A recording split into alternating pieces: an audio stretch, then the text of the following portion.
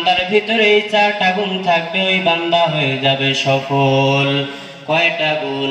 4টা গুণের কথা আল্লাহ রাব্বুল আলামিন কোরআনের মধ্যে বলেন। কয়টা গুণের কথা?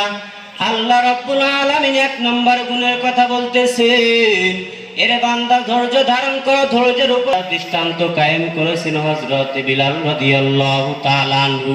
হযরত বিলাল কে? সেই বিলাল রাদিয়াল্লাহু তাআলা আনহু উমাইয়ার গোলাম ছিলেন হযরত বিলাল। হযরত বিলাল রাদিয়াল্লাহু তাআলা আনহুর কথা জানতে পারলেন উমাইয়া। একদিন উমাইয়া জানতে পারলেন বিলাল নাকি ইসলাম গ্রহণ করেছে। উমাইয়া সঙ্গে সঙ্গে হযরত বিলাল রাদিয়াল্লাহু তাআলা আনহুর কাছে চলে আসলেন। আসিয়া দেখতেছেন হযরত বিলাল রাদিয়াল্লাহু তাআলা আনহু জবান নাড়াইয়া নাড়াইয়া বলতেছেন আহাদ আহাদ আহাদ। উমাইয়া জিজ্ঞাসা করতেছেন বিলাল, আহাদ আবার কি?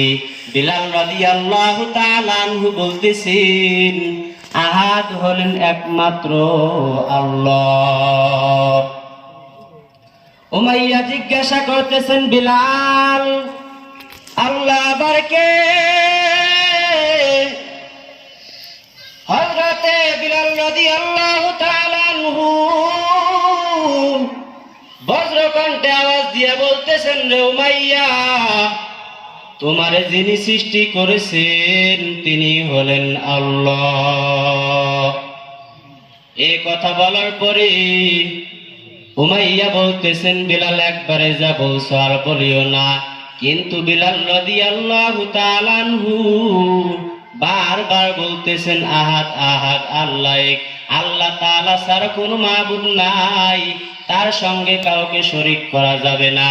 উমাইয়া বিলালের এই কথা শোনার পর উমাইয়া রাগে রাগান্বিত হয়ে গিয়ে বলতেছেন, রে বিলাল, আরেকবার যদি বলো তাহলে তোমার পরিণতি বড় খারাপ হইয়া যাবে। এই কথা বলার পরে উমাইয়া যখন এই কথা বলতেছে, বিলাল রাদিয়াল্লাহু তাআলা আনহু বারবার বলতেছেন আহাদ আহাদ, আল্লাহ এক। উমাইয়া তখন আর সহ্য করতে পারলেন না, সঙ্গে সঙ্গে বিলালকে মরুভূমির বালুকার মধ্যে নিয়ে গেলেন। নিয়ে যাওয়ার পরে তাকে ওই মরুভূমি বালুকার মধ্যে শোয়ানো হলো। শোয়ানোর পরে জিজ্ঞাসা করতেছেন বিলাল, এখনো